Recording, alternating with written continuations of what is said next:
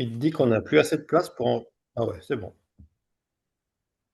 Bah, c'est tout bon. Là, je crois que c'est parti. Alors, bienvenue. Merci à tous et toutes d'être là. Ça fait plaisir parce qu'aujourd'hui, on a un peu plus de monde que d'habitude. C'est notre cinquième table ronde, on va dire, organisée par l'AFT.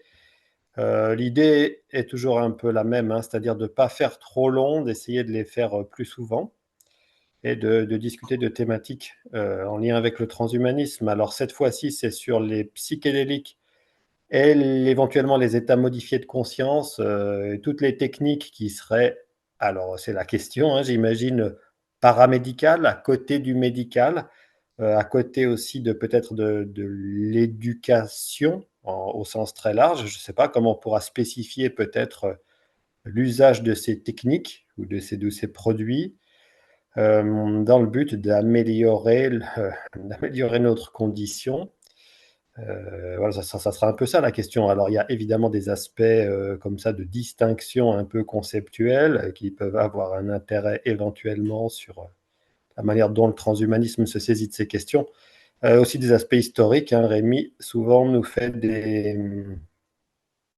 des topos historiques sur les liens entre le transhumanisme, la contre-culture américaine, son évolution et tout ça.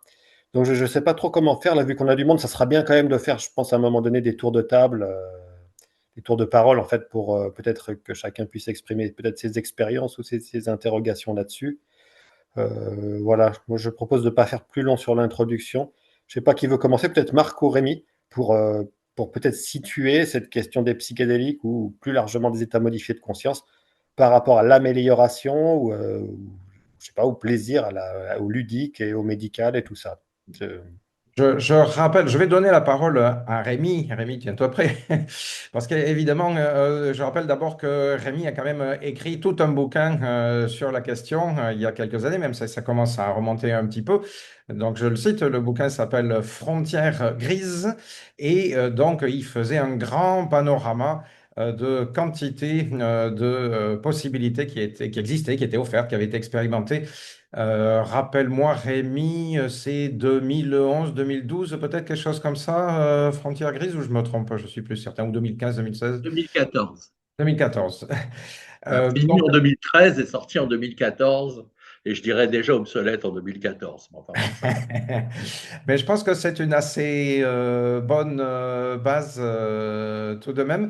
Puis, tant que j'y suis, enfin, je le rappellerai peut-être à la fin, mais je signale tout de suite qu'on va enregistrer la semaine prochaine un podcast dans le cadre de notre collaboration avec la chaîne YouTube The Flares, avec une chercheuse qui s'appelle Zoé Dubus et qui est une spécialiste à la fois de l'histoire des psychédéliques et en même temps de l'évolution de ces pratiques jusqu'à nos jours.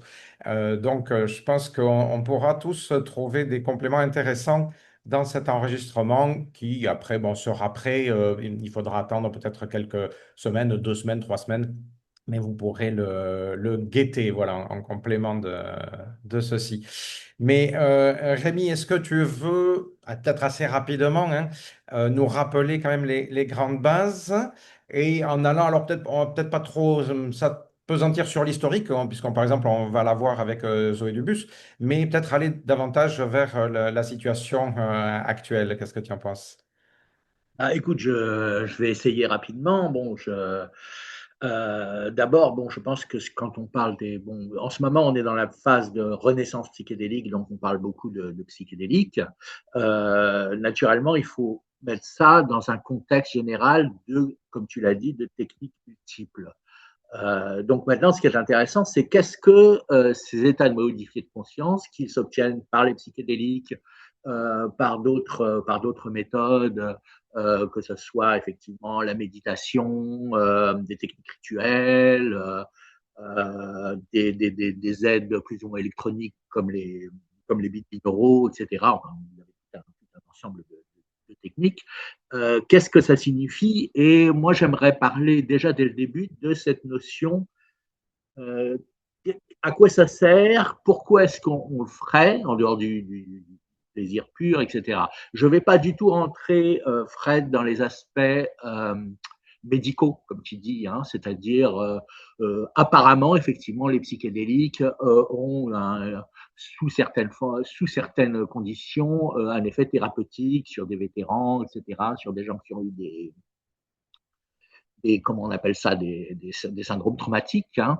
Je ne rentrerai pas là-dedans parce que c'est un sujet que je ne connais pas. Hein. Donc, apparemment, ça se passe. Donc, moi, je vais essayer de voir plutôt quel rôle ces techniques peuvent jouer, je dirais, pour l'homme moyen que nous sommes et peut-être aussi dans le cadre du transhumanisme, dans le sens d'une évolution, entre guillemets, de la conscience. Et je mets la conscience entre guillemets parce que c'est ce terme que je voudrais interroger. Parce que qu'est-ce qui se passe quand on utilise ces techniques? Il y a plusieurs choses qui se passent. Il y a effectivement, si on considère que la conscience, c'est ce qu'on appelle les qualia, c'est-à-dire la qualité et le fait d'avoir des expériences mentales ou émotionnelles, effectivement, on a de nouvelles expériences, de nouveaux qualia. Donc, on peut dire qu'effectivement, il y a expansion de la conscience. Maintenant, qu'est-ce qui se passe au niveau du détail quand on parle d'expansion de la conscience? Moi, il y a deux choses sur lesquelles j'aimerais insister parce que je pense qu'elles sont importantes. C'est effectivement, il y a quelque chose, le mot ne revient jamais dans le débat. Et je trouve ça assez curieux, c'est on ne parle pas de l'imagination. Et je pense qu'effectivement, ce sont aussi, peut-être avant tout, des techniques d'expansion de l'imagination et de la perception. Donc peut-être qu'il faut commencer à parler conscience. Qu'est-ce que c'est que la conscience? La conscience et les qualia, c'est des expériences, d'accord. Et comment ça se manifeste? Ça se manifeste d'abord par de nouvelles perceptions. Hein, je rappelle la fameuse phrase de Blake, comme quoi les portes de la perception devraient être nettoyées, phrase qui a été reprise par Aldous Huxley dans son livre Dans les portes de la perception, avant de devenir le nom du groupe de rock Les Doors. Donc, en fait, effectivement, il y a une expansion de la perception ou une modification de la perception. Il y a aussi une extension de l'imagination. Alors là, effectivement, c'est un terme, on peut se poser la question, est-ce que l'imagination est centrale? C'est vrai que lorsqu'on prend des psychédéliques, je dirais classiques, j'avoue humblement les seuls que je connais, c'est-à-dire de type LSD ou champignon, on peut avoir une expérience qui apparemment n'est pas de l'ordre de l'imagination. Contrairement à ce qu'on croit, ce ne sont pas tellement des hallucinogènes, on a plutôt des expériences ontologiques de dissolution, de rapport à l'environnement, etc. Mais on peut dire aussi qu'il y a une imagination ontologique. En tout cas, l'imagination est centrale dans toutes ces techniques.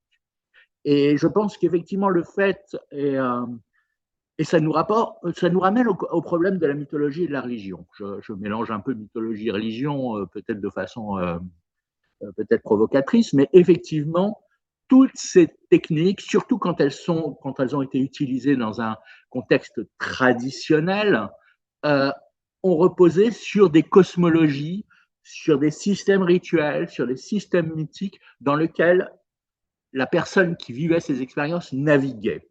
Et c'est le cas, et je tiens à le dire aussi, même de systèmes très austères comme le zen, qui nous est arrivé de manière extrêmement épurée en Occident, notamment sous l'influence de Suzuki et de Heidegger, alors qu'en réalité, le zen est quelque chose de beaucoup plus mythique et de beaucoup plus riche en imagination que ce qu'on imagine en Occident. Donc, il y a toujours ce système, toujours ces choses. Et comme je dis toujours, quand on regarde l'inventaire de ces techniques, on s'aperçoit que, il y en a qui prennent des drogues, il y en a qui n'en prennent pas. Il y en a qui dansent jusqu'à épuisement, il y en a qui ne bougent pas. Il y en a qui se concentrent sur quelque chose, il y en a qui ne se concentrent pas. Vous avez absolument toute la gamme possible d'actions sur la conscience, mais elles ont toutes un système cosmologique, un système imaginaire, et j'emploie ce terme imaginaire dans un sens qui n'est absolument pas péjoratif. Hein. Henri Corbin séparait l'imaginal de l'imaginaire en imaginant, j'allais dire, en concevant que l'imaginal était un imaginaire réel par rapport à un imaginaire fictif. Je ne fais pas cette distinction parce que je ne sais pas où elle se trouve. Donc, pour l'instant, je parle simplement d'imagination et je pense que ça serait intéressant, effectivement, de voir ça en fonction de la notion d'imagination. Et tu m'as dit de ne pas rentrer dans l'historique, donc je n'entrerai pas dans l'historique, mais c'est extrêmement intéressant de voir l'ensemble de productions mythologiques qu'a fait la contre-culture au début des années 60, que ça soit au début des années 60, effectivement, dans un contexte plus hindouisant, mystique, et recomposé et recréé, mais également un imaginaire de science-fiction qui atteint son apogée avec Timothy Leary et Robert Anton Wilson dans les années 70, mais qui est déjà présent chez des gens comme John Lilly dès le début des années 60, John Lilly qui travaillait sur les dauphins, et même encore avant. Alors ça, c'est un livre récent de Benjamin Breen qui justement le montre et que je n'ai jamais traité dans mon bouquin Les utopies post-humaines parce qu'à l'époque, je ne le savais pas, mais que Gregory Bateson et Margaret Mead, au début de l'expérimentation de LSD, effectivement rêvaient d'une forme de transhumanité. Donc il y a un lien aussi, et pour revenir au transhumanisme, il y a un lien aussi entre un imaginaire transhumaniste qui peut aboutir, qui sait, à une mythologie transhumaniste, comme c'est arrivé chez Leary, voire à un système rituel transhumaniste et l'usage de techniques de modification de la conscience, notamment les psychédéliques, mais pas seulement. Voilà, j'espère que j'ai fait un petit tour. Voilà. Ok, merci. Peut-être Marc, je prends dans l'ordre aussi des personnes qui sont dans le bandeau. Marc, est-ce que ça t'évoque un petit peu tout ça? Donc, par rapport à toute cette réflexion-là, moi, j'ai euh, deux dimensions qui m'intéressent. D'une part, plus que ou au-delà des modifications des états de conscience, je m'intéresse à ce qu'on peut appeler, enfin moi je préfère appeler l'amélioration mentale, ce que les anglo-saxons appellent moral enhancement. En français, moral est trop connoté, je préfère éviter.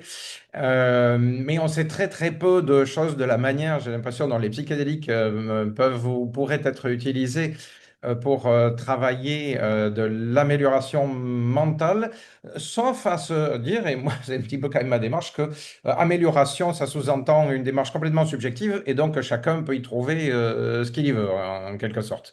Donc ça, c'est un premier aspect, mais ça me paraît vraiment un aspect très, très, très important, c'est-à-dire que je pense que les psychédéliques ont leur mot à jouer dans les perspectives d'amélioration mentale. Et d'autant plus que derrière l'amélioration mentale, pour moi, il y a l'amélioration de ce que j'appelle les prédispositions comportementales, c'est-à-dire des possibilités, grâce aux psychédéliques, de s'attaquer à des problèmes comme l'absence ou la difficulté de contrôle des émotions.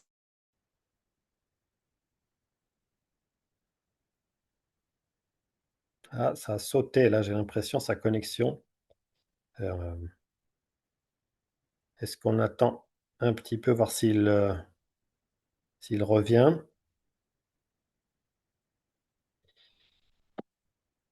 Bon, est-ce que je vois les autres personnes, donc on a Yann, Samsung, ça c'est le nom du portable certainement, Alain, Abdel, Jessica et Laura. Vous avez, si vous voulez prendre la parole, ce qui pourrait être pas mal, c'est de vous signaler soit dans le chat, soit en levant la main. Euh, euh, je crois que vous avez une option pour lever la main, c'est d'en réagir, me semble-t-il. Voilà. Si vous voulez prendre la parole à un moment donné, je surveille et vous levez la main. Sinon, de toute façon, on fera. Parce que je vais pas, voilà, peut-être c'est peut-être un peu brutal de faire un tour de table un peu autoritaire comme ça. Peut-être on le fera à la fin pour voir s'il y a des choses à dire, mais n'hésitez pas. Mettez-vous dans le chat ou dans le. Voilà, Abdel. Alors peut-être Abdel, tu veux dire quelque chose? Ou non, c'était juste pour dire que comme tu C'était veux. juste Sinon, pour bah dire Abdel, hop là. que c'est ok, ça marche. Mais non, j'interviendrai plus vers la fin. Mais Ok, ça marche. Bon, bah, Excusez-moi, j'ai pour eu les. une coupure Oui. de réseau. Est-ce que vous m'entendez à nouveau? Ouais, ouais, parfait. Vas-y, t'en étais à cette idée des aspects Rendre possible comportementaux, peut-être, à de l'expérimentation. s'attaquer à des bases comportementales. Alors ça, c'était Oui. la première dimension. Et puis, je ne sais pas si vous avez entendu ce que j'avais commencé à dire. Je disais la deuxième dimension qui m'intéresse le plus. C'est donc qu'est-ce qui peut être mis en place pour faciliter nos expérimentations, l'expérimentation de ceux qui le souhaitent. Bon, sachant qu'il y a certaines possibilités, on peut aller aux Pays-Bas, faire une retraite et faire comment dire, une expérimentation à base de psilocybine, mais il faut pouvoir aligner plusieurs milliers d'euros pour le faire dans des conditions acceptables. Ou bien on peut faire ça chez soi, voilà, en faisant une commande sur Internet, mais on est à la merci de différents risques. Et puis, dans les deux cas, il semble qu'il y ait très peu de suivi médical de proposer. Donc, pour moi, tout ça, c'est un ensemble de problèmes, voire de gros problèmes. Et donc, ce qui m'intéresse, c'est la réflexion commune pour voir qu'est-ce qu'on pourrait essayer d'améliorer. Et donc, par exemple, j'ai toujours en tête donc cette perspective la semaine prochaine de ce contact avec Zoé Dubus. Zoé Dubus est une personne qui est en même temps membre de la Société psychédélique de France. Et nous, jusqu'à présent, enfin moi, j'ai écrit plusieurs fois à cette société savante et j'ai pris des portes. J'ai jamais réussi à obtenir de réponse. Rien. Donc voilà, je me demande comment est-ce qu'on peut aussi essayer d'ouvrir ce type de porte-là. Tu vois, on a besoin de la perception des interlocuteurs institutionnels pour arriver à avancer. Donc voilà, là, en faisant ça, je fais que poser hein, les deux grande perspective de ma réflexion, mais je préfère peut-être élargir puisque vous envisagez de faire un tour de table. Je pense que c'est une bonne idée avant de revenir peut-être plus précisément sur ce qui peut être fait. Ouais, dernière petite chose, juste comme ça pour amuser. Au mois de janvier, j'ai été obligé de faire une opération, une petite opération chirurgicale en urgence. Et pour l'anesthésie, sans me demander du tout mon avis, la chirurgienne a utilisé du protoxyde d'azote. Donc, j'ai eu droit à ma petite séance d'état de conscience modifié pendant 10 minutes, un quart d'heure. C'est un bon petit voyage, très rapide. Et à la fois, donc pour moi, c'était vraiment une première. Et à la fois, évidemment, ça m'a fait réfléchir sur le gaspillage que ça représentait. Pour moi, j'aurais voulu qu'on puisse monitorer tout ça pour vérifier qu'est-ce qui se passait par rapport à ce que j'expérimentais. Et je suis sorti de là juste avec mon expérimentation individuelle, ben, qui est toute seule et qui ne vaut pas grand-chose. Voilà, c'est une piste de réflexion supplémentaire. Mais Fred, je te rends la parole Ouais, là-dessus. ok. Bon, bah, on va faire ça. On va peut-être faire un tour de parole. Du coup, je vais commencer voilà, pour surprendre personne. Et puis après, j'essaierai de faire défiler dans l'ordre du bandeau. Et puis aussi, si jamais quelqu'un veut passer son tour et revenir après, ça sera évidemment possible. Oui, je crois savoir qu'en Suisse, ils font des protocoles plus ou moins en lien avec les universités, avec les hôpitaux. Donc sur des aspects médicaux, effectivement, en microdosing, voire en dosage plus fort, il faudrait regarder dans le détail. Donc c'est pas hyper loin de la France, la Suisse, je crois que ça se fait. Est-ce que ça se fait en France? À vérifier. Mais il y aurait peut-être des possibilités d'aller expérimenter spécifiquement ça. Alors il y a cet aspect médical, effectivement, lié au syndrome de stress post-traumatique, aux dépressions, à des choses comme ça.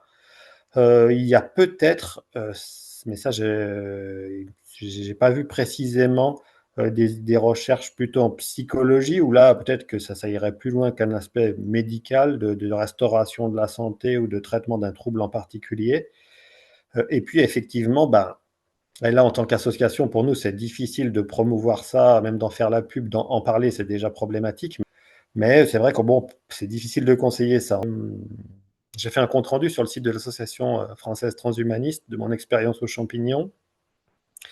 Et alors effectivement, ça a beaucoup résonné avec ce que disait Rémi, puisque moi je l'ai fait tout seul, de manière un peu sauvage, sans aucun rituel ou accompagnement. Donc j'avais pas un appui on va dire, d'une culture ou d'une cosmologie particulière pour expliquer ou encadrer les distorsions de la perception et ce flux nouveau finalement est perturbé de sensations, d'émotions, qui est en lien avec l'imagination, parce qu'en fait, il faut bien en faire quelque chose de ce flux et de cette distorsion, et ça se recompose. Donc moi, ce que j'ai expérimenté à ce moment-là, c'était plutôt que ce flux distordu de Kalia se recomposait ou se composait plutôt dans quelque chose que j'attendais en tant que peut-être singe anthropoïde, quoi. C'est-à-dire, vraiment, j'avais des tableaux qui pouvaient suggérer un mouvement et je voyais le mouvement se faire dans le sens du mouvement attendu. Donc, il y avait un aspect d'imagination, mais là, une imagination quand même, j'avais l'impression un peu contrainte par des attendus, alors soit culturels, soit même quasi physiologiques. Il y avait d'autres aspects là où effectivement les distorsions étaient un peu plus brutes, hein, sur les aspects de lumière, de réverbération, peut-être de saturation de couleurs et tout ça. Là, c'était beaucoup plus fun et intéressant et peut-être moins facilement saisissable par justement ces attendus qu'il y avait en moi. Après, je sais que c'est aussi aussi une éducation et une habitude et qu'il faut peut-être s'entraîner à utiliser ces produits pour justement, comment dirais-je, assainir, nettoyer, dompter peut-être aussi dans un sens cette distorsion et puis peut-être voilà, être plus à l'aise avec cette imagination. Je sais que moi j'ai été un petit peu angoissé aussi puisque justement je m'attendais peut-être à avoir des sortes de révélations ou des hallucinations beaucoup plus fortes qui seraient un peu comme dans un film ou qui sortiraient un peu de nulle part et qui auraient du sens en elles-mêmes. C'était pas le cas, donc il y avait une tonalité un peu dépressive ou mécanique dans mon expérience, mais il est aussi possible que ce soit parce que j'étais entre deux eaux avec comment dirais-je, un scepticisme ou un flottement cosmologique justement derrière. En tout cas, c'est très intéressant. Je n'ai pas touché d'imaginal, hein, je n'ai pas eu l'impression d'atteindre via ces images quasi réelles le monde platonicien ou des choses comme ça. Je n'ai pas fait cette transition via les images ou les entités générées par les champignons. Mais il n'est pas dit que, en le refaisant, peut-être, dans d'autres contextes, ce soit pas possible. Alors après, peut-être que les autres vous en parlerez, parce que c'est en fonction des expériences que vous avez, mais je sais qu'actuellement, il y a une substance qui est assez à la mode, c'est la DMT. Et là, apparemment, il y a des manifestations, notamment d'images, d'entités, qui sont à peu près similaires en fonction des expérienceurs. Alors bon, on se poserait la question, hein, un monde imaginal, quelque chose qui est vraiment lié à l'histoire évolutive du cerveau humain, ou carrément aller entrer en contact avec d'autres dimensions. Je sais qu'il y a toutes ces récits, ces narratifs derrière qui sont un peu concurrents. Et voilà, ça peut être intéressant. Bon, Abdel, peut-être, est-ce que tu Ouais, veux juste une petite, nous dire quelque une chose? brève, ouais, une brève intervention sur le fait qu'effectivement en France, il commence à y avoir des essais cliniques depuis quelques années maintenant. Alors je ne sais pas dans quelle proportion, mais il y en a sur l'addiction, je ne sais pas si c'est encore monté sur la fin de vie, mais voilà, ça commence déjà à se faire avec l'usage de psychédéliques, microdosing ou pas, enfin ou en quantité normale. Et Yann a publié dans le chat la Société psychédélique française, qui est une association qui fait de la médiation culturelle et scientifique là-dessus et il me semble que Zoé Dubus en fait partie. En tout cas, elle intervient beaucoup via l'association et là-dessus, il communique beaucoup justement sur, aussi comment ça se répand aussi en France, que ce soit en termes d'essais cliniques et cetera, quoi. Mais il y a un vrai travail là-dessus qui a commencé, qui a repris aux États-Unis, en Angleterre, en Suisse et aussi en France, certes d'une manière timide, mais ça prend en tout cas. Ah ouais, super. Je vois là le lien, effectivement, c'est pour un essai clinique, apparemment, effectivement, sur la psilocybine. Voilà, Génial. mais pour faire Euh, de la veille sur ce sujet, c'est une très bonne société là-dessus, enfin une association là-dessus, donc je recommande pour. ouais, il me semble d'ailleurs qu'on a un lien ou qu'on a eu une forme de promotion ou de partenariat avec l'AFT, effectivement. Ou en tout cas, on a relié quelque chose ou une pétition, quelque chose comme ça. Marc nous le Oui, dira peut-être. je confirme, hein. On a relayé une pétition, on a fait la promotion de leurs idées auprès d'un certain parti politique. Je ne vais pas rentrer dans le détail, si tu te rappelles.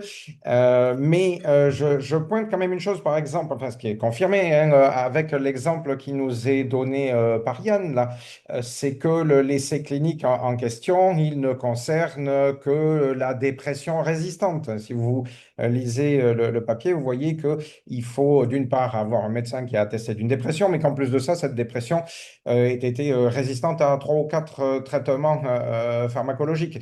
Donc, c'est évidemment pas ouvert aux transhumanistes de passage. C'est très restreint. On Mm. est dans un cadre seulement médical de manière Ouais. restreinte, oui. De toute façon, souvent les essais cliniques, c'est assez restrictif. Puis après, ils trient en plus, hein. Alors, Yann, pour lever la main, tu as normalement sur ton bandeau tout en bas de l'écran Zoom, là, si tu fais glisser la souris dessus, tu as coupé le micro, vidéo, participant, discuter, React. Et si tu vas sur React et que tu appuies sur React, tu as un certain nombre d'émoticônes et dont celui lever la main. Donc peut-être essaye, je regarde si ça s'affiche. Normalement, ça devrait s'afficher. Ouais, ça devrait s'afficher sur ton carré. Voilà. Ah bah là, t'as mis un geste comme ça, un geste OK. C'est pas le lever la main, mais bon, allez, on va passer à Yann. Du coup, j'imagine que c'était pour lever la main. Yann? Oui, vous m'entendez? Ouais. Super. Je peux peut-être apporter un ou deux éléments pour préciser. Effectivement, toutes ces substances qui ont été tellement diabolisées dans les années 60 sont prohibées. C'est considéré comme un poison. Il y a des gens qui vont réagir très violemment quand on en parle, qui vont dire, mais tu es fou, tu vas te transformer, tu vas rester bloqué dans un état de lave-vaisselle, tu vas sauter par les fenêtres, tout ça, ce qui était complètement des légendes urbaines, hein, au passage. Et c'est en train de se dédiaboliser, de rentrer dans la sphère très scientifique pointue, comme des essais cliniques, par exemple. Et c'est une étape, c'est-à-dire qu'on commence par là, on commence par soigner des gens pour qui on peut plus rien faire en gros, parce qu'on a tout essayé et ils résistent à tous les traitements. Donc, allez essayer donc de vous entraîner avec ces cas désespérés.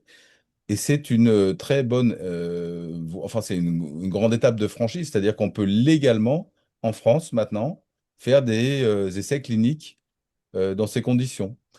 Ça ne veut pas dire que ça ne fonctionne que pour ces gens-là, mais c'est un peu comme les pédagogies alternatives, Montessori, tout ça. À l'époque, on leur donnait des enfants vraiment très problématiques pour qu'ils, entre guillemets, s'entraînent. Et quand on voyait que ça marchait, même avec des enfants problématiques, on leur confiait des enfants, entre guillemets, normaux. Et voilà, et c'est souvent la démarche, enfin le processus qui fait qu'on va vers des alternatives qui ont pu être diabolisées à un moment et puis qui redeviennent euh, euh, légitimes plus tard. Et il faut savoir qu'en Suisse, par exemple, ou au Canada, en Allemagne, en Angleterre, je crois, mais en tout cas en Suisse, à l'heure actuelle, un praticien psychologue, psychothérapeute, peut faire des séances avec ces substances légalement. Il peut prescrire ces substances. Alors qu'en France, quelqu'un qui voudrait utiliser ces substances dans un but de s'améliorer, pas forcément de résoudre un problème, mais de devenir plus quelque chose, chacun son chemin, pourrait le faire avec des praticiens qui seraient ouverts à ça, mais pas dans le cabinet, certainement pas. Il pourrait faire ses expériences dans son coin et revenir en thérapie avec des matériaux à travailler. Voilà, c'est ce que je voulais dire pour compléter. Ah ouais, merci. D'ailleurs, pour nous, les transhumanistes, on avait cette question, c'est une question qui est récurrente, qui revient souvent, celle de la proactivité, et notamment dans les essais cliniques et dans l'expérimentation de traitements. Parce qu'effectivement, comme tu le rappelais, alors surtout en France, c'est vraiment en dernier recours, quand il n'y a quasiment plus aucun espoir, on va tenter un truc, quand bien même il ne serait pas spécifiquement reconnu comme étant hyper dangereux ou hyper nouveau ou je ne sais pas quoi. Il faut attendre d'être vraiment, ouais, c'est très restrictif.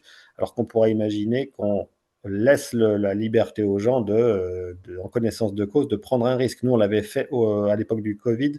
C'est qu'on avait plus ou moins incité à faire des essais de vaccination et des choses comme ça. évidemment, ça pourrait être étendu à des traitements, notamment des traitements génétiques ou autres. Mais ouais, c'est tout. Bon, il y a cette tradition un petit peu, je pense, de bioéthique en France qui est quand même assez frileuse et qui met une grosse pression sur les notions de dignité, mais quand même vachement contrôlée par l'État ou Ouais. par des instances supérieures. Un petit peu des... Bon, ça se discute, ouais. Je peux reprendre la parole là ou faut que je lève la main? Alain a levé la main, on peut lui donner la parole, il n'a pas eu jusqu'à présent. Je Ah vais- ouais, puis on reviendra à Abdel après. Garde ta question ou ta remarque ouais. pour tout à l'heure. Bonjour Alain? tout le monde. Ouais, c'est vrai qu'en France, ils ont pris pas mal de retard. Il y a quand même, heureusement, de plus en plus de CHU qui s'y intéressent.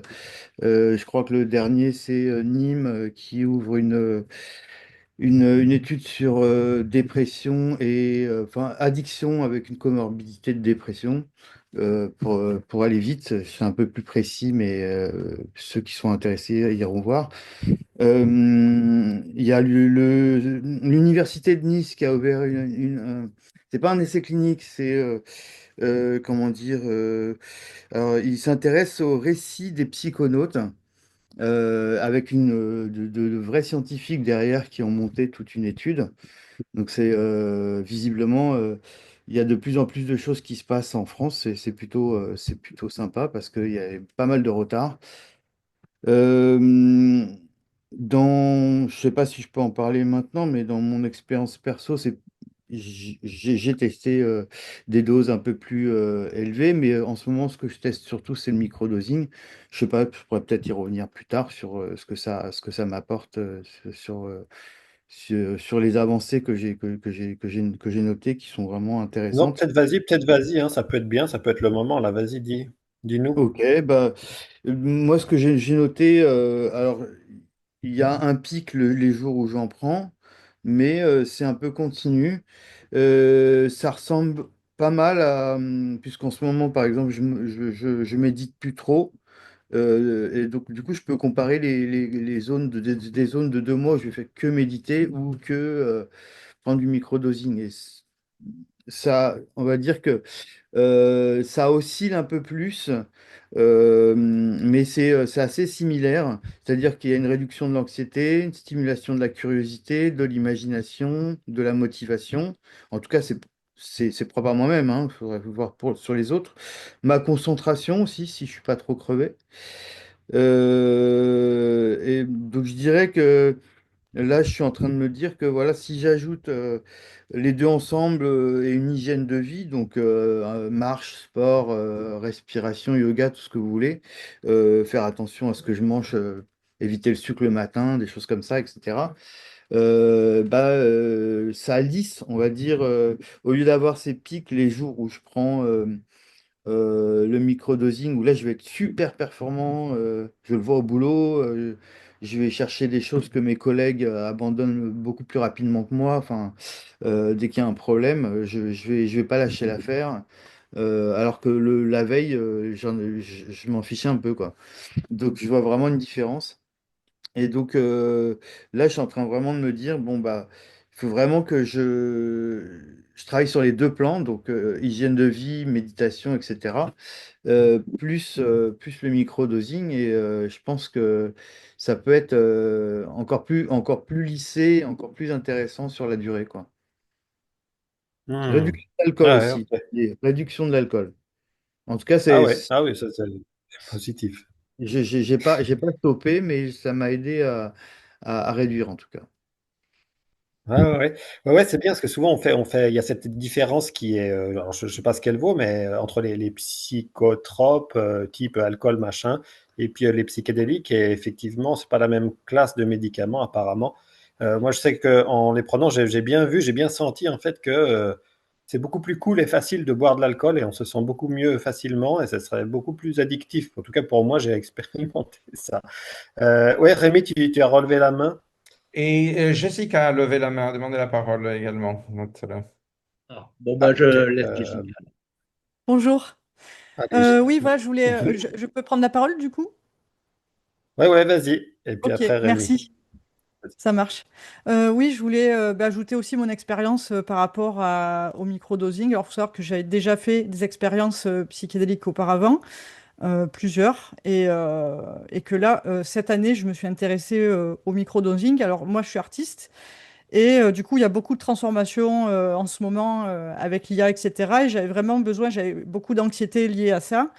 Et j'avais besoin, comment dire, de revoir les choses autrement et d'adopter peut-être de nouvelles perspectives. Et dans ma démarche comme ça de recherche et d'introspection, parce que je fais aussi voilà, un peu de méditation, de la marche pleine conscience de la nature, etc. Enfin, je fais différentes manières d'introspecter. Et parmi celles-ci, j'ai fait du microdosing pour, comment dire, je sais que ça remappe le cerveau, donc ça crée des nouvelles connexions, ça fait même de la neurogénèse. Et donc je me dis, on est dans une époque où tout va si vite que je pense que ça peut être vraiment un outil qui peut nous permettre de suivre un petit peu le rythme en fait de cette accélération qu'on vit en ce moment. Et du coup, ça m'a accompagnée. Et alors moi, qui d'habitude j'ai le cerveau qui part un peu parce que je suis assez créative, donc j'ai le cerveau qui part dans tous les sens en général.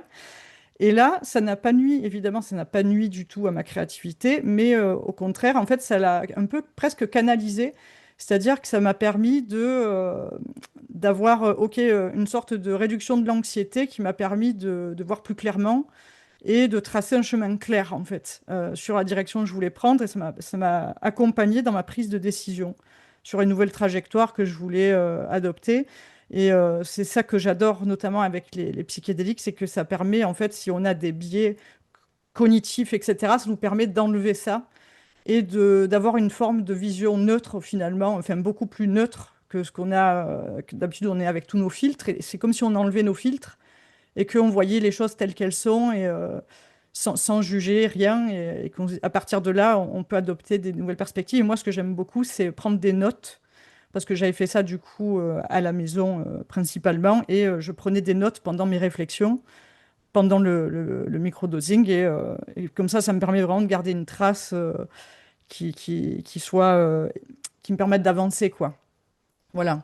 Hmm. Et je pense aussi que ça s'inscrit tout à fait dans le longévisme, parce que voilà, enfin, moi je suis plutôt voilà, dans le longévisme.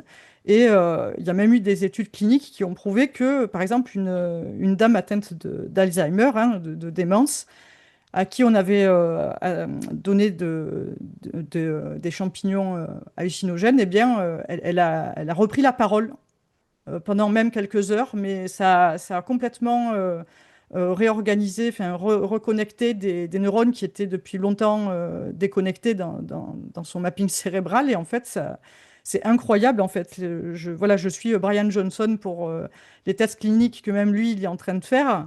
Et c'est absolument incroyable le potentiel. Je pense que les psychédéliques ont toujours fait partie de l'humanité et que là, on revient dessus et c'est une très bonne chose parce que vraiment, ça nous apporte à la fois quelque chose d'un point de vue cognitif, mais aussi enfin, voilà, sur différents aspects. Et je pense que maintenant, avec les outils actuels qu'on peut mesurer, l'impact réel de ça, et que ça peut être vraiment, enfin, c'est une ancienne médecine du futur. C'est voilà. Hmm. Mm. Ah ouais, ouais. Bah, là, c'est intéressant parce qu'on voit quand on fait une distinction entre médecine et amélioration, dans certains cas, comme un petit peu sortir de blocage ou de choses qui seraient un peu figées, élargir un peu les horizons, on est à la frontière. Dans un sens, c'est pas une médecine, il n'y a pas de maladie, mais en même temps, c'est quelque chose qui peut être extrêmement précieux. Je sais que j'ai vu ça un petit peu, effectivement, et notamment à dose de trip. Sur le coup, ça a été difficile. J'ai été confronté, on va dire, à des anxiétés. Mais derrière, effectivement, j'ai eu vraiment la sensation que ça débloquait. Alors, de manière un peu subtile, mais visible. Mais j'étais peut-être pas dans une pathologie diagnostiquée ou traitable, médicalement, on va dire. Mais là, pour le coup, c'était quand même ça. Donc, c'est aussi un élément de remettre en question ces différences entre médecine et amélioration. Rémi, oui, tu avais demandé la parole tout à l'heure. Oui, c'est plus une question pour, je vois qu'il y a quand même plusieurs personnes, dont Abdel, etc., qui connaissent assez bien le problème des essais cliniques. Et je voudrais revenir à une question. C'est une question, hein, je n'ai pas de réponse du tout personnellement, justement sur la dépression. C'est-à-dire, est-ce que Ma question est, est-ce qu'en fait, euh, c'est parce qu'il y a des effets chimiques de recomposition des neurones, etc., et que ce traitement de la dépression se fait, je dirais, presque automatiquement comme serait un super antidépresseur, en fait? Ou est-ce que, au cours de ces tripes, les gens dépressifs découvrent brusquement que l'univers est beaucoup plus vaste et mystérieux et intéressant que ce qu'ils pensaient? Et est-ce que c'est ça qui guérit la dépression? C'est une question, je sais. Bon, j'ai dit, je ne connais pas bien les aspects médicaux et psychothérapeutiques, mais de ce que j'en ai lu, les gens ne se posent une fois de plus encore pas la question de la signification d'un trip. J'ai j'ai Oui, une réponse. Alors, je suis pas du tout expert, mais j'ai assisté. Je vais essayer de retrouver le papier et de le publier là-dedans. Mais je pense que c'est la deuxième, enfin, une des explications à laquelle j'ai assisté, c'est la deuxième que tu as évoquée, c'est en lien un peu avec l'imagination, c'est-à-dire que quand tu es en dépression, un peu, t'es dans des boucles un peu de cognitifs en circuit restreint. Et le fait de prendre du psychédélique, en fait, va élargir ton champ des possibles et va te sortir un peu, va casser un peu cette boucle restreinte qui te permettra un peu de sortir un peu de ce trou dans lequel tu es. Tu vois. Dans le sens où, quand tu es en dépression, tu es un peu dans ce côté à ruminer, à un peu tourner en rond sur une problématique ou sur une chose, alors que là, en fait, ça va aplatir la profondeur du trou dans lequel tu es. Je prends le trou entre guillemets, un trou cognitif. Et là, en fait, ça te permettra en fait de voir en fait que tu as d'autres options dans tes choix, etc. Donc il y a un peu ce côté élargissement du champ des possibles et je vais retrouver un papier qui décrit un peu ça. Mais il y a un peu vraiment ce côté, enfin, en tout cas dans un des cas, je pense pas que, enfin, je sais pas à quel point tu peux généraliser la chose, mais il y a vraiment ce côté. Tu élargis l'attention de la personne de manière à lui faire voir que, bah, en fait, il y a d'autres voies encore. Hmm. Je sais pas si je c'était suis clair complètement d'accord. ce que j'ai dit, mais Je suis complètement d'accord. Je voudrais aller juste un peu plus loin encore que ça. C'est-à-dire, est-ce que, et je pense aussi aux expériences en fin de vie, là pour le coup, la notion même de nouveau possible n'est plus tellement disponible. Est-ce que, bon, il y a quand même quelque chose qui existe dans la prise de psychédéliques, c'est la crise mystique. Et il y a aussi l'idée, par exemple récemment, même quelqu'un comme Christophe Koch, qui est un des spécialistes des sciences cognitives, puisqu'il dirige, je crois, l'Institut Allen du cerveau, etc., qui a eu comme ça une espèce de crise après avoir pris un psychédélique. Et la question est, et ma question est beaucoup plus fondamentale, c'est est-ce que les gens qui prennent des psychédéliques découvrent que l'univers dans lequel ils ont toujours vécu est en fait une illusion et qu'il y a quelque chose d'autre derrière? Est-ce que c'est, je dirais, une conversion à une forme d'idéalisme ou de panpsychisme, pour dire les choses clairement, ou est-ce que c'est simplement, effectivement, un système thérapeutique où, comme tu dis, on découvre qu'il y a plus de possibilités? euh, et ça, c'est une question. Je pense que aussi c'est une question. Je pense aussi que surtout dans les milieux médicaux et transhumanistes, on n'en parle pas beaucoup parce que ce serait une remise en cause d'un certain nombre de présupposés épistémologiques sur la nature de la réalité. Mais je pense que le premier choc qu'on a quand on prend un psychédélique, c'est quand même de remettre en cause la nature de la réalité. Moi, je me souviens, bon, c'était il y a très très longtemps. Mon premier truc, c'était bon. Plus, bon, j'avais déconné parce que bon, c'était un truc qui s'appelait une étoile rouge, qui à l'époque était un machin hyper puissant. Moi, j'étais en complète sauvagerie, hein, c'était les années 70-80. Donc, j'en avais commencé à en prendre un quart en disant, je vais être truc. Bon, moi, je savais pas que ça mettait 2 heures à partir. Donc, au bout d'une demi-heure, j'ai dit, bah, j'ai rien. J'ai pris un deuxième quart. Finalement, j'ai pris l'étoile rouge quasiment en entier. Et, la première chose, c'est bon, d'abord, effectivement, bon, j'ai été tout à fait normal. Puis, alors, tout à coup, il y a eu cette espèce de brusque transformation, parce que c'est très brutal, en fait. Et il y a un type qui est passé à côté de moi, et j'ai dit au copain qui était à côté de moi, j'ai dit, c'était un vrai. Et je suis rentré c'était un vrai, c'était une vraie personne. Alors qu'en fait, il avait toutes les apparences d'un truc onirique. Et je suis rentré dans une espèce de trip dickien sur la nature de la réalité, qui a été assez violent d'ailleurs. Euh, mais je pense que c'était ce ce que je devais vivre, c'est-à-dire effectivement remettre en cause l'ensemble de mes perceptions et de la nature de la réalité.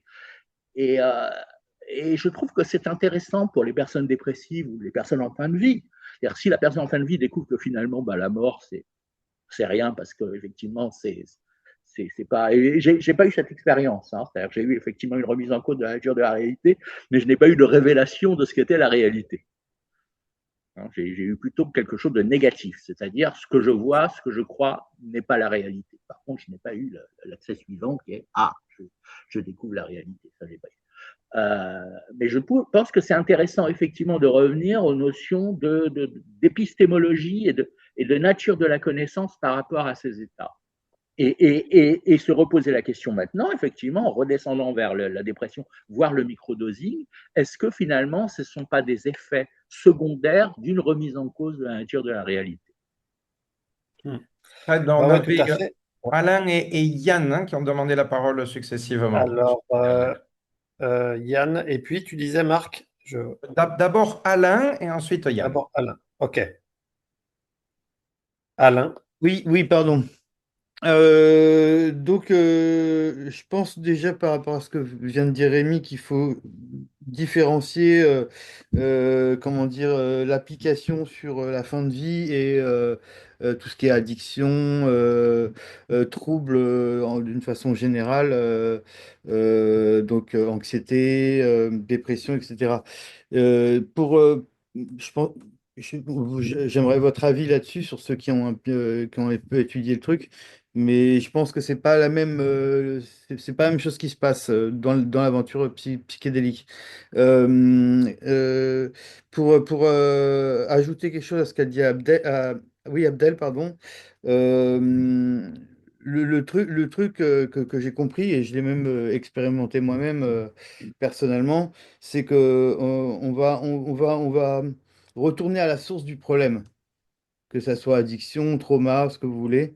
Ça permet d'identifier et puis de pouvoir après travailler avec le psy sur plusieurs mois sur ce problème et déjà commencer par l'accepter et ce qui résout une bonne partie du problème en fait.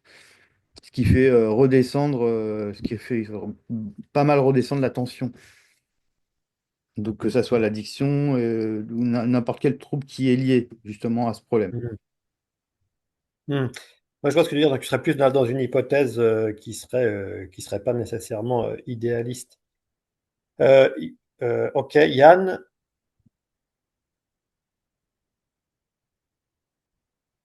Non, j'ai l'impression que ça bloque un peu là. Alors, Yann, je sais pas. Oui. désolé, je suis pas expert en Zoom et je découvre en fait de mettre ma caméra en route depuis tout à l'heure, mais j'y arrive pas vraiment. Est-ce que ça marche? Bon, peu importe. Vous m'entendez? Oui. Ouais, je voulais juste dire que comme je fais partie de cette société, la psychédélique française, où on parle beaucoup de la recherche, des études qui sont en cours, tout ça. L'expérience psychédélique, quand on prend un produit, que ce soit des champignons, du LSD, euh, est tellement intime et va varier beaucoup, beaucoup selon le vécu de chacun, selon à quel moment de sa vie il en est, ou de c'est quelqu'un qui se sent pas très bien, qui se sent bien. Quelqu'un qui se sent bien va se sentir encore mieux. Quelqu'un qui se sent pas bien va se sentir un peu moins bien. Enfin, je pense que ça, c'est très, très intime. Mais il y a un truc qui est certain, c'est que ça modifie la conscience, avec tout ce que ce terme peut englober. Et au niveau neurosciences, ça, il y a une véritable augmentation, et c'est tout récent ça comme découverte, je crois enfin ça a été prouvé récemment, une augmentation temporaire de la plasticité cérébrale. Celle qu'on va avoir quand on a entre 3 et 7 ans pour apprendre le langage, et puis qui n'est plus là après. Donc, si on n'a pas appris à parler au bon moment, bah, c'est un peu dur de rattraper les wagons. Là, avec le LSD, c'est prouvé que pendant un bon moment, le cerveau, donc, non seulement on va vivre des trucs complètement dingues de conscience, on va s'apercevoir qui suis-je, enfin, ça, vous êtes plus expert que moi là-dedans, chez les transhumanistes. mais ça peut rester longtemps, ça peut faire des vrais changements, et beaucoup de gens décrivent un avant et un après réel, c'est-à-dire leur vie a changé au moment où ils ont pris des psychédéliques. Et ça peut venir de cette histoire de plasticité cérébrale avec des vrais recablages, des manières de réfléchir, de penser, des blocages qui vont sauter, des gens qui étaient extrêmement religieux qui d'un seul coup se disent bah, c'est quoi ce délire? Pourquoi est-ce que j'ai passé ma vie à croire bon, bref. Voilà, c'est ce que je voulais dire. Et oui, aussi un petit truc, c'est que demain, à Paris, il y a un pic, pour ceux qui habitent vers Paris, dans la région, il y a un pique-nique organisé par la SPF, je vais mettre le lien tout à l'heure, et c'est tout à fait convivial entre membres de la SPF, et également, on est très content quand on peut rencontrer des gens qui sont simplement curieux ou qui passent par là, qui veulent partager. C'est pas dimanche le pique-nique? T'as raison, c'est dimanche, oui. Je mettrai le lien, c'est à 18h parce qu'il fait un peu froid, donc on l'a mis en soirée. Tu viendras, Abdel? Ouais. Ok, super. Ah bah cool, on pourrait peut-être relayer ça, ça permettra aux Parisiens. C'est à Paris, hein, c'est ça, hein? C'est à Paris, à la cité Cité universitaire, ouais. universitaire, ouais. Oui, D'accord, tout, ok. tout à Bon, fait, Fred. Je me permets d'intervenir parce que ça me paraît tout à fait intéressant. D'abord, je suis ravi qu'on ait des personnes qui sont des membres de la Société psychologique de France ici sur ce plateau. Mais donc, je vous invite fortement à nous communiquer parce que bon, on va pas tout le temps voir sur le site. Moi, ça m'est arrivé certaines fois de passer sur le site de la société. Mais si vous pouvez nous faire du push, quoi, de nous envoyer des informations de ce genre, on se fera un plaisir de relayer autant qu'on peut. Donc n'hésitez pas. mm. Ouais, tout à fait. Sur nos réseaux et tout ça, et sur notre, Ok, notre ça marche. Google Group. Ok, alors peut-être certains qui n'ont pas encore pris la parole. Donc on a encore Laura, Samsung et Fabien. Laura, peut-être, si tu veux dire quelque chose. Hmm, non, j'ai pas l'impression que ça fonctionne du côté de Laura. Peut-être après. Samsung, S7. Quelqu'un qui est sur Samsung? Non, Et c'est peut-être il y un a pas doublon. d'obligation Et de sinon, prendre la ben, parole, bien ouais, sûr. ouais. Bon, mais au cas où, mais du coup, bon. Et Fabien, peut-être, si jamais, pareil. Sinon, je prendrai la parole. Non, j'ai l'impression que ça ne bouge pas d'aucun côté. Oui, donc, pour revenir à cette question de Rémi, effectivement, moi, je me pose aussi cette question. C'est la question qui est celle aussi de mes collègues avec qui, là, je travaillais en ce moment sur un peu des questions d'ésotérisme, d'expérience, là, de conscience modifiée, mais avec un très, très fort, eux, ils sont dans un très fort présupposé ou, on dirait des axiomes idéalistes. On a travaillé sur des questions d'expérience hors du corps et tout ça. Donc, eux, ils sont à fond là-dedans. Ils connaissent bien toutes ces expériences et toutes ces crises mystiques liés aux psychédéliques. Ce sont des consommateurs réguliers aussi. Notamment, il y en a un, Yannick, qui va sur sa chaîne YouTube. Il raconte d'ailleurs ses expériences au Pérou, qu'il fait régulièrement. Et eux, ils sont sur une perspective effectivement idéaliste. Et ils pensent que la nature de la réalité et la conscience, c'est pas juste fonctionnel, c'est pas quelque chose qui émerge de la matière ou de la biologie, ça préexiste. Donc ils sont un peu là-dessus et ils pensent qu'avec effectivement ces substances, mais d'ailleurs même sans, hein, puisque la nature de la réalité étant autre, on touche à quelque chose, à des dimensions plus profondes, plus pérennes aussi dans un sens, hein, d'une certaine manière. Et il y a ce débat. Et apparemment, la DMT, c'est une nouvelle substance qui permettrait d'aller chercher peut-être encore plus brutalement cette frontière. Mais c'est vrai que moi, dans mon expérience, j'ai pas tellement vu ça pour l'instant. Moi, j'ai effectivement vu que la réalité était autre, qu'il y avait tous ces filtres, toutes ces couches en fait de construction du réel. Et donc, il y a eu du jeu. Dans mon expérience, il y a eu du jeu dans toutes ces couches, mais j'ai pas forcément eu l'idée de me dire, ah ben, il y a une interprétation qui est évidente et qui est effectivement idéaliste. Je pouvais continuer à la faire dans une vision très cybernétique et dans un sens presque avec une base matérialiste, si on peut dire. J'ai plutôt vu ça Mais d'un autre côté, ça a quand même été intéressant puisque en donnant du jeu et en reconfigurant, en mettant un peu de désordre, hein, on dit que ça augmente la plasticité, aussi l'entropie du cerveau. Eh ben, la question justement de l'articulation entre ces représentations, ces angoisses, les émotions liées, le fait de c'est fini, c'est pas fini après, même si là, moi, j'avais pas de révélation sur, sur il y a quelque chose après où l'esprit, la conscience préexiste, ça a quand même été positif, ça a quand même fait du bien, ça a quand même élargi le champ de ma conscience et de ce que je voyais comme étant le réel et sa construction. Mais c'est vrai que j'étais un peu frustré parce que j'ai pas touché à une crise ou une révélation mystique qui aurait pu me conduire à un vrai doute idéaliste. Mais la question est là. Rémi, tu as raison. Il y a énormément de gens qui vont dans l'autre sens.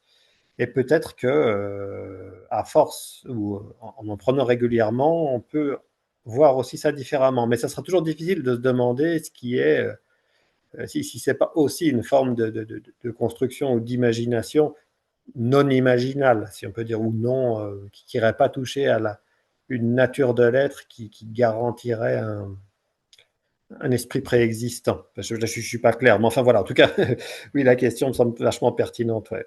Marc. D'accord. Ouais, désolé Rémi, je te pique, mais je vais te tendre la perche, je pense. Non, moi j'ai une forte interrogation par rapport à tout ça quand même, qui provient de, me semble-t-il, constat que donc on a de multiples expérimentations qui nous montrent que quand on utilise une substance, donc un corps matériel étranger, qu'on l'insère dans notre corps physique, quand il s'agit de ce type de substance psychédélique. Donc, on a une transformation de nos états de conscience.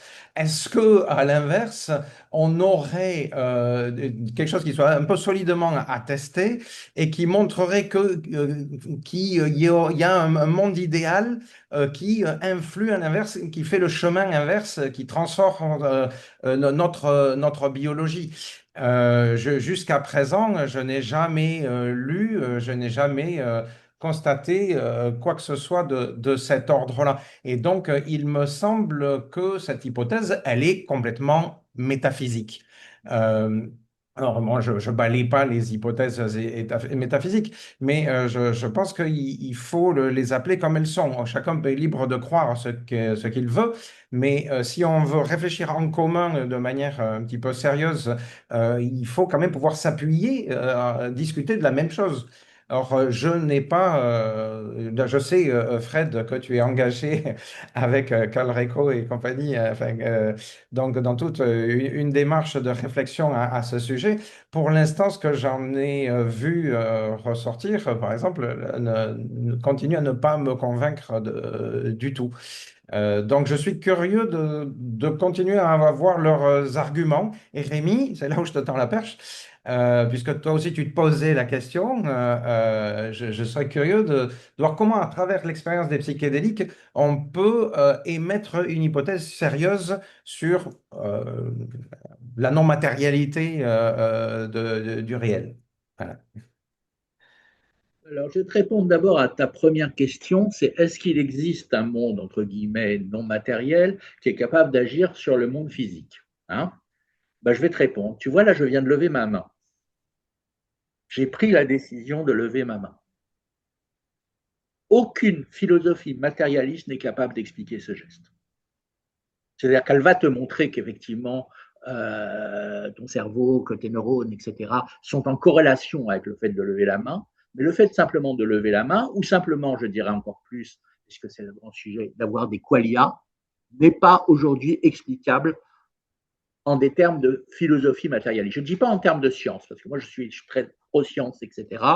Et je pense que la science pourra un jour trouver un moyen de nouvelles méthodologies pour commencer à investiguer ça. Et peut-être que les psychédéliques sont un tout petit premier pas dans ce sens. Mais pour l'instant, est-ce que l'esprit influence la matière? Oui, manifestement. J'ai levé ma main. Bon, maintenant, la question qui se pose, C'est effectivement bon. Est-ce que et alors là, je reviens sur Marc et je vais aussi revenir un petit peu sur ce que disent Fred et Marc à propos. J'ai l'impression d'expérience parapsychologique, c'est ça que tu fais avec tes amis. On peut très bien avoir une optique idéaliste ou panpsychiste et ne pas croire au phénomène parapsychique. C'est sûr que si on avait la preuve de l'existence d'un phénomène parapsychique, ça reposerait le débat dans des termes beaucoup plus forts. Mais c'est pas je veux dire, la plupart des gens qui, comme Chalmers, etc., qui remettent en cause ou Nagel, qui remettent en cause effectivement l'explication purement physicaliste de l'univers, ne croient pas forcément à l'existence de pouvoirs paranormaux. Hein, ça, c'est plus facile de l'admettre si on admet cette hypothèse, mais ça n'est pas pour autant complètement corrélé et définitivement corrélé.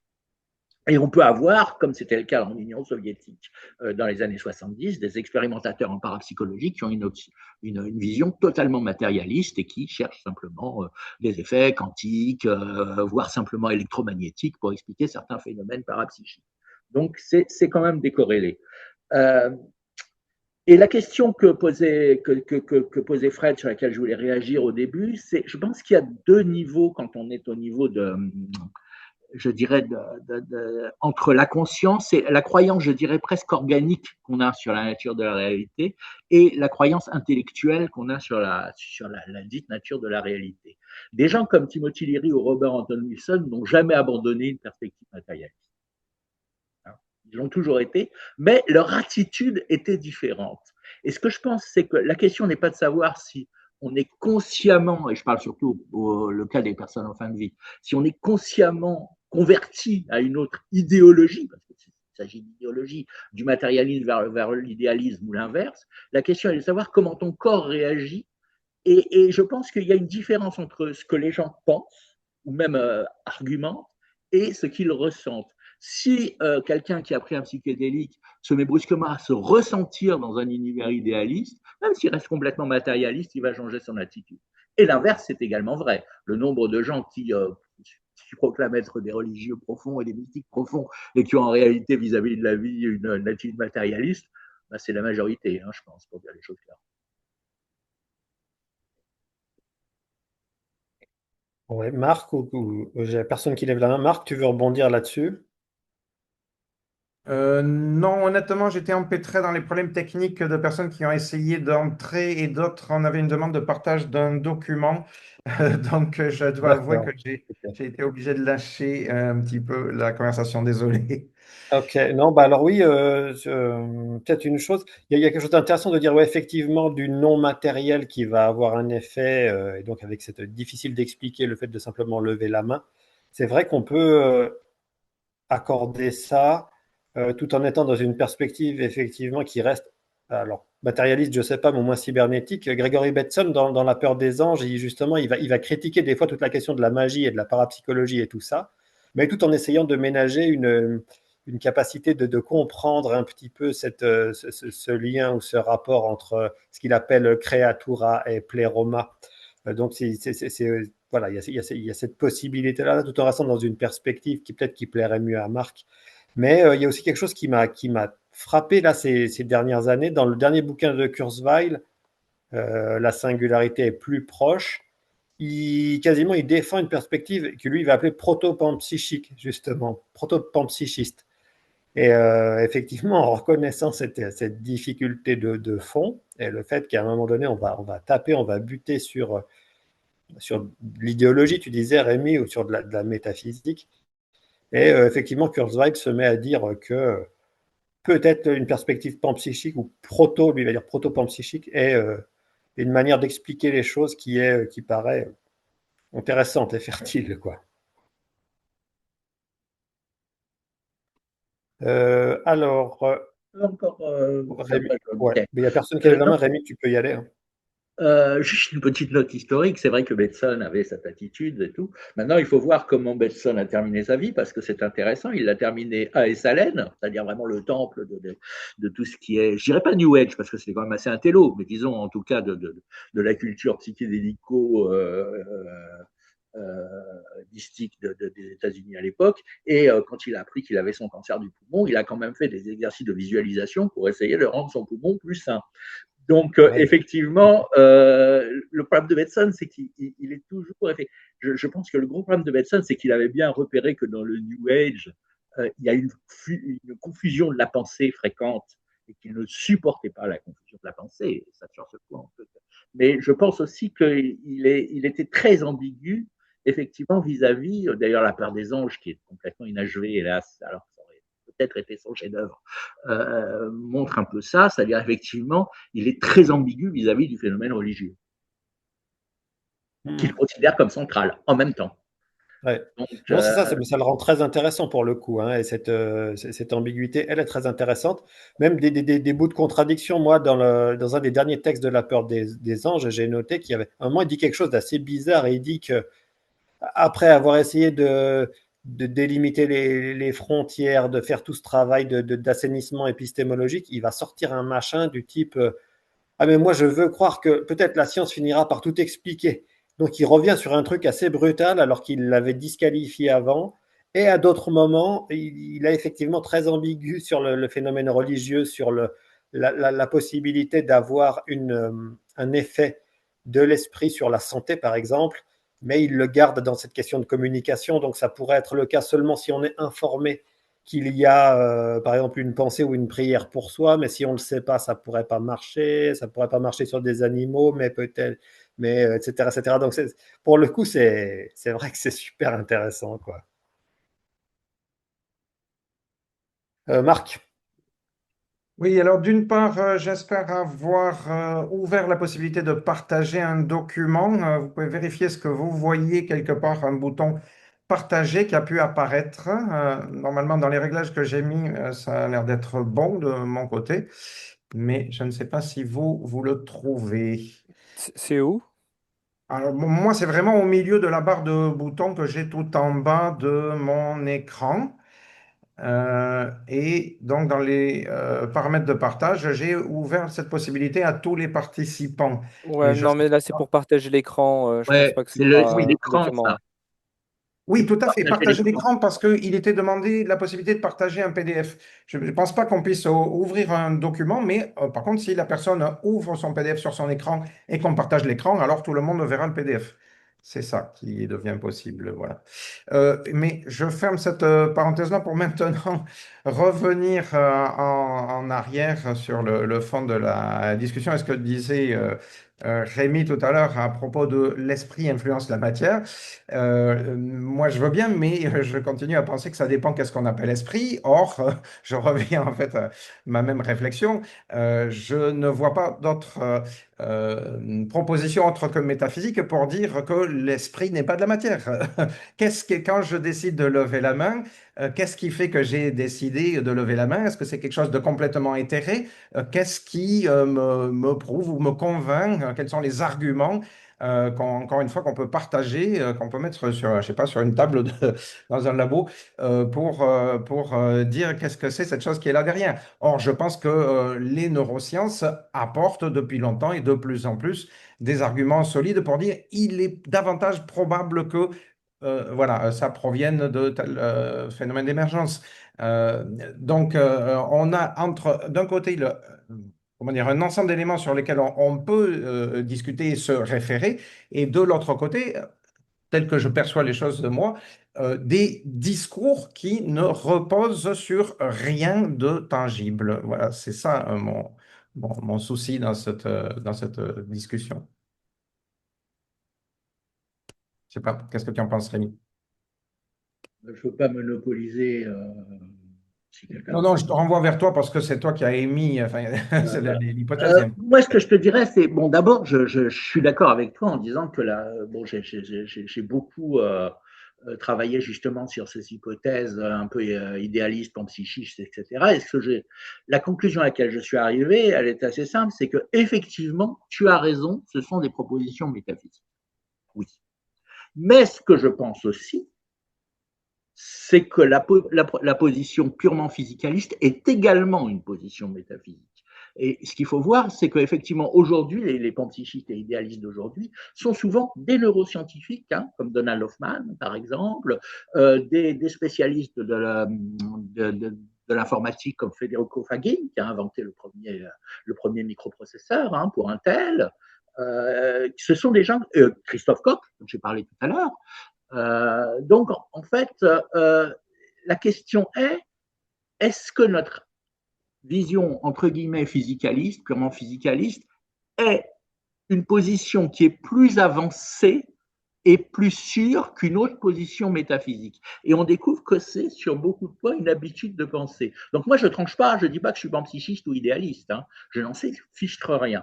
Moi, je vois deux problèmes qui sont, d'un côté, l'explication matérialiste est incapable d'expliquer les qualia et de résoudre le hard problème de Chalmers. Hein, c'est-à-dire que ton attitude, qui est tout à fait valable, qui est de dire oui, finalement, tout ça, c'est de la neuroscience, d'accord, mais si tu vas jusqu'au bout de ce raisonnement, tu ne peux qu'adopter ce qu'on appelle une vision épiphénoménaliste de la conscience, voire illusionniste. Autrement dit, la conscience n'a aucun effet causal sur le reste du monde.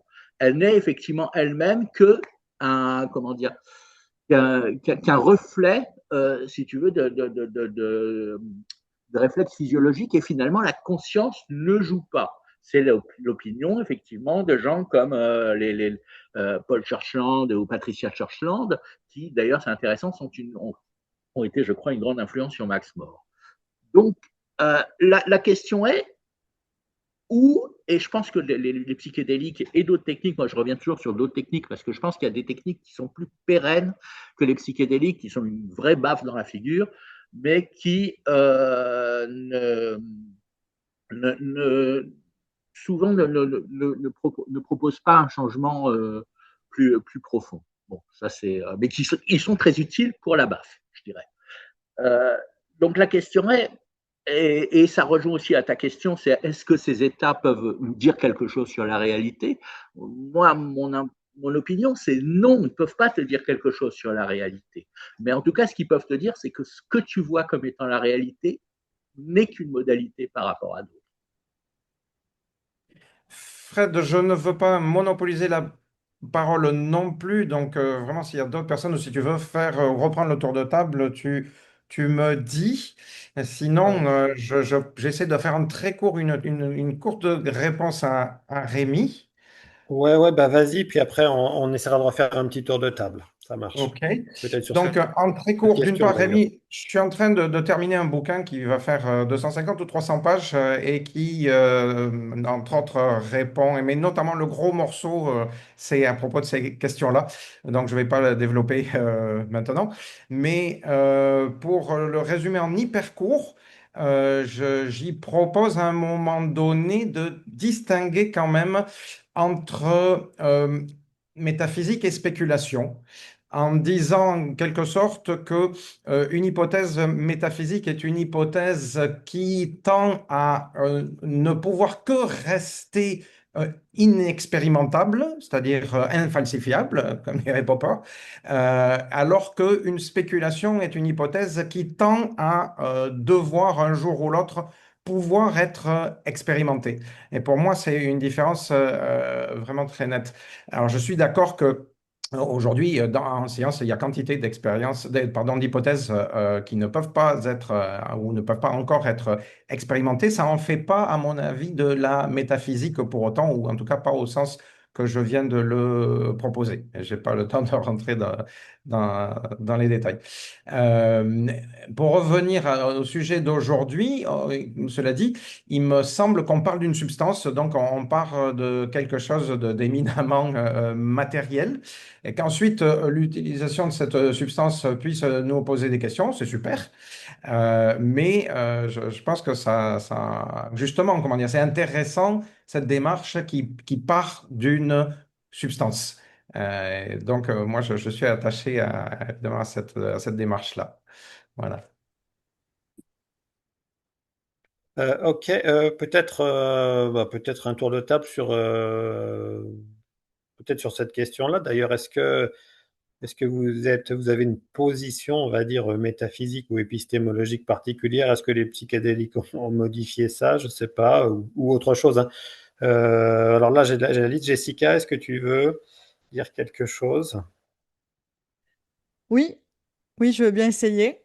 C'est une question très intéressante. Et alors, moi, je pars du principe que si il y a un phénomène, c'est peut-être, enfin, je pense au monolithe dans 2001 Odyssée de l'espace, qui pour moi est un symbole de la frontière de notre connaissance et de la curiosité humaine qui va nous pousser à aller plus loin, à aller chercher au-delà de ce mystère, qu'est-ce que c'est que ce truc-là, et que ce que l'humanité a appelé plusieurs fois Dieu ou je ne sais quoi, c'est souvent la frontière de ce que nous savons et de ce que nous ne savons pas. Et c'est ce mystère-là et c'est cette barrière-là, et je pense qu'elle a tendance à être de plus en plus repoussée, et que finalement, ce qu'on n'arrive pas à décrire, je pense de mon point de vue subjectif que c'est quelque chose qui nous échappe encore à l'heure actuelle, mais que si c'est observable, il y a peut-être forcément même une matérialité sous-jacente qui nous échappe parce qu'on n'a pas les outils, on n'a pas l'intelligence encore pour le comprendre. Mais que si nous possédions des outils infinis avec une portée infinie, etc., peut-être que là, on verrait les choses telles qu'elles sont et avec une objectivité absolue, ce que nous n'aurons jamais probablement. Mais pour décrire en fait quelque chose qui serait de l'ordre de l'immatériel, ben, comment dire, si c'est ni mesurable ni observable, enfin, ça, je pense que ça reste du domaine de la croyance ou euh, parce que, ben voilà, par définition, c'est pas mesurable. Donc, comment on peut prouver que ça existe si on ne peut pas le mesurer, si on ne peut pas le prouver finalement? Donc, voilà. Merci. Abdel, est-ce que Abdel, Pas tu d'intervention souhaites pour prendre l'instant. Ouais, ok. Alain, est-ce que tu souhaites dire quelque chose là-dessus? J'ai pas un avis tranché sur le sujet. Expérience mystique, j'en ai eu plus quand j'étais dans ma grosse période psychédélique, quand j'étais plus jeune, on va dire, assez expérimentale. Qu'est-ce que j'en ai tiré? Une grande curiosité, mais je reste agnostique toujours. Donc oui, il y a des tas de possibilités, mais j'avance plutôt en observant qu'en concluant telle ou telle, comment dire, pas théorie, mais parce que je cherche mes mots, pardon, mais ouais, je veux dire que je reste curieux sur le sujet. Pour l'instant, j'ai pas un avis tranché, donc c'est pas forcément très intéressant, désolé. Mais en tout cas, oui, je sens qu'il y a Hmm. quelque chose à creuser, en tout cas. Ah ouais, ok. Fred, je Euh, fais une remarque technique parce que en fait on a débordé sur notre heure habituelle, mais c'est très bien parce qu'il me semble que c'est l'intérêt de la discussion et la participation qui le justifie complètement. Je voulais juste inviter les participants peut-être à laisser une trace, à nous écrire, autre chose comme ça, si ça vous intéresse, parce que je ne sais pas du tout comment les uns et les autres sont venus. Aujourd'hui, est-ce que c'est par la liste de prospects? Est-ce que c'est par les membres, les sympathisants, etc. Et je me dis que ça pourrait être intéressant qu'on soit en mesure de proposer un suivi. Donc j'essaierai de retrouver les uns et les autres, mais comme c'est pas évident, si vous voulez nous laisser une trace, notamment je pense à Abdel et Yann, je pense, donc qui sont membres de la Société psychédélique de France, j'aimerais beaucoup qu'on puisse garder le contact. Moi aussi, Voilà. je suis membre au cas où, hein. Et Alain aussi, Mais ça, formidable. voilà, je suis nouveau membre, donc j'apprends. Ok. Rémi, je te laisse la mise en relation pour. Ton ok. micro est coupé, mais je suppose que Yann? Oui, oui, Ouais. je connais Abdel, donc qui, je crois, a mis en contact hein, avec la SPF.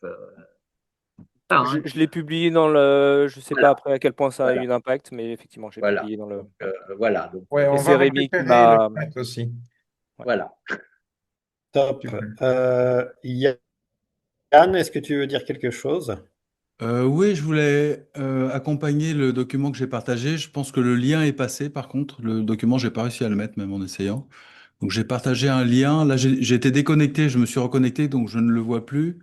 Mais est-ce que vous voyez un lien vers un PDF en ligne? C'est c'est Oui, ResearchGate et le Pharmacological PDF. Oui. Ouais, Neuromodeling. voilà.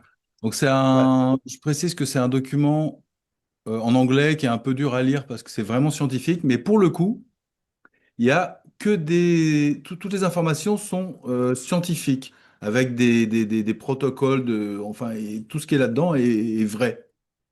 Et c'est pas du tout philosophique, par contre. Tout ce qui est philosophique. Et donc, je vous encourage à lire si vous pouvez, notamment la partie qui s'appelle Rebus, R-E-B-U-S, parce que c'est une théorie du fonctionnement du cerveau qui permet de donner des hypothèses qui, moi, me plaisent bien sur la manière dont les psychédéliques vont altérer la perception, la cognition et la conscience. La conscience, c'est un sujet qui est aux franges de la philosophie, donc ça peut vous intéresser. Et voilà, je termine en disant que je suis très content d'être là parce que moi, je m'intéresse plutôt au côté presque mathématique de la chose, même si j'explique pas tout ce qui se passe en moi quand j'expérimente. Et je vois que vous êtes, je vous connais pas trop, hein, vous les transhumanistes, et c'est un peu un premier contact pour moi. Et je vois qu'il y a souvent des points de vue, des angles de vision philosophiques, donc ouverts à interprétation, à discussion. Et je trouve ça très intéressant. Voilà. Donc je vous encourage à venir au pique-nique parce que ça permet de faire des discussions intéressantes. Voilà. Hmm. Mais effectivement, même aussi dans le paper que j'ai partagé, j'ai l'impression que le modèle Rebus, c'est ce qui ressort le plus un peu dans le modèle un peu explicatif, effectivement, des psychédéliques sur ces sujets. Hmm. Ah ouais, ok, bah super, super. Nous, on va relayer ça aussi pour que nos membres parisiens puissent éventuellement y aller s'ils sont dispo. 11h27, je sais pas ce que vous en pensez. Moi, j'ai encore du temps, mais est-ce que vous voulez refaire un tour de table? Est-ce que quelqu'un veut ajouter quelque chose, ouvrir un nouveau, je sais pas. Qu'est-ce que vous en pensez? Alors, ok, tout le monde, j'ai l'impression qu'il y a pas mal de gens qui doivent y aller. Dans le chat, je vois Marc dit qu'il va y aller, Abdel aussi, Yann aussi. Donc, ben, je sais pas, peut-être un mot de conclusion. Qui veut faire un petit mot de conclusion? Rémi, peut-être? Je veux bien, mais j'ai déjà beaucoup parlé, donc peut-être que quelqu'un d'autre veut faire le point de conclusion. Moi, en tant qu'animateur, je pourrais le faire, mais en disant juste, en remerciant simplement les participants, dire que c'était très bien, puisque là, on a été nombreux. Il y avait des points de vue très différents. On a pu ouvrir des débats intéressants, notamment sur est-ce qu'il y a une irréductibilité métaphysique dans notre manière d'approcher le monde, la conscience et même la manière dont on connaît tout ça. Marc avec une vision peut-être un petit peu plus dure, bien que son idée d'émergence est déjà, je pense, une forme d'assouplissement par rapport à un mécanisme pur et dur ou un éliminativisme pur et dur, mais ce serait à creuser. On attend son livre avec C'est un impatience. très gros débat en ce Euh, moment, la nature de l'émergence. C'est un ouais, gros débat ouais. en ce moment. Donc voilà, L'émergence, c'est juste, une autre oui, dimension, on en reparlera. Je parle de ouais, ouais, tout à fait. fractal. Il y a effectivement, bah, peut-être on peut dire, il y a ouais, c'est très intéressant quand on s'intéresse à ces questions. Il y a donc La peur des anges de Gregory Bateson, où il y a une réflexion épistémologique qui est importante, qui est intéressante. Pour les transhumanistes, on a le dernier de Kurzweil, hein, où donc il y a une part de réflexion là-dessus, et notamment sur le protopanpsychisme. J'ai entendu aussi une interview là, très intéressante de Blaise Aguirre-Ayercas de Google, où il traite à un moment donné de cette question et notamment à travers la question de la relation, des relations de fonction entre elles pour essayer de sauter par-dessus le hard problem, justement. Donc, est-ce que c'est tenable jusqu'au bout? Est-ce que c'est convaincant? Ben, peu importe, en tout cas, c'est très intéressant. Nous, on connaît aussi bien Raphaël Liogier, hein, avec son dernier bouquin qui traite un peu de ça, qui est intéressant, c'est Chaos. Voilà, je ne sais pas si vous voulez apporter d'autres D'autres points, d'autres éléments sur cette question? Il y a le bouquin de Chalmers aussi, je sais. Il y en a plein, en fait. C'est vrai que c'est foisonnant en ce moment. En tout cas, le débat est très ouvert, quoi. Je me permets, sans rentrer dans le détail, mais en théorie de la conscience, j'aime bien aussi l'ouvrage d'Anil Seth, Being You, où il parle un peu de la conscience, un peu comme d'hallucination contrôlée. Donc on est constamment en train d'inférer la réalité, mais il y a toujours une sorte de calcul un peu probabiliste là-dessus. Et voilà. Mais sur la théorie de la conscience, bon, il résout pas le hard problème, mais je trouve que son modèle est très pertinent et c'est un ouvrage très, très abordable aussi pour non-scientifiques, enfin, dès lors qu'on a un peu l'appétence sur ce sujet-là, quoi. Oui, Top. si on n'arrive pas à résoudre le problème difficile de la conscience, peut-être que c'est une porte effectivement ouverte sur le monde idéal. Et ben, d'ailleurs, enfin, en fait, à ce sujet, je suis assez agnostique, même si je suis plutôt, pour le moment, je me réfère à ce qui est vu et prouvé, donc la physicalité, mais je reste quand même ouverte à ces questions-là. Et d'ailleurs, oui, pour ce qui est des fractales que vous avez mentionné, ben oui, quelque part, c'est peut-être que les psychédéliques nous permettent de voir, d'atteindre des nouvelles formes de perception qui nous font voir la réalité telle qu'elle est et qui est une belle réalité mathématique. Et qu'en fait, puisque les fractales sont un pattern mathématique et que nous voyons les maths de partout, alors après, est-ce que c'est l'humain qui a découvert les mathématiques ou est-ce que les mathématiques sont une grille de lecture que l'humain a créée pour comprendre la réalité, que peut-être que la réalité est si bizarre en fait que elle échappe à notre compréhension parce que ça serait, il faudrait voir les choses d'une manière tellement différente de notre petite perspective subjective et que du coup les psychédéliques peuvent nous aider à sortir de cette perspective restreinte dans laquelle nous sommes tout le temps enfermés en tant que incarnation dans telle forme-là et que du coup ça peut peut-être nous permettre de comprendre mieux la réalité ou ce qui est derrière la réalité. Hmm. Ok, merci. Euh, Marc ou Rémi, je pense qu'on a fait le tour. Marc Castandi, tu veux couper du coup l'enregistrement ou peut-être Rémi, un dernier mot? Au revoir, c'est tout ce que je peux Au dire. Non, tout revoir. ça est très intéressant et je pense qu'effectivement, euh, c'est des débats qui ne sont pas finis. Dernière petite chose bon, par rapport à la nature de la science, etc., je pense qu'il y a deux choses différentes. Il y a le fait de dire que notre science actuelle euh, n'est pas en mesure d'expliquer un certain nombre de choses et de dire la science ne sera jamais en mesure d'expliquer ces choses. Bien que j'ai des doutes sur certaines explications entre guillemets physicalistes, je suis persuadé de la valeur de la méthode scientifique à long terme. Donc, et de son universalité et de sa toute puissance potentielle alors. Ouais, c'est toujours gênant de dire ça parce que, mais disons que je pense que c'est en tout cas l'outil je ne sais pas si c'est tout puissant, je ne sais pas si c'est complètement universel, mais c'est vrai que ne serait-ce que par la création d'un consensus possible, c'est quand même le seul outil qui peut nous permettre d'arriver à un consensus, de toute façon. Sinon, on rentre dans des visions privées de l'univers. Donc ça, Hmm. c'est très bien, mais c'est ce qu'on pourrait appeler même de la poésie. Hmm. Ouais, t'as Yeah. raison. La poésie, la création de poésie. Ouais, au sens large. Ouais, ouais. Je me propose donc d'interrompre l'enregistrement maintenant. En fait, je le fais. Mais alors, voilà, tac.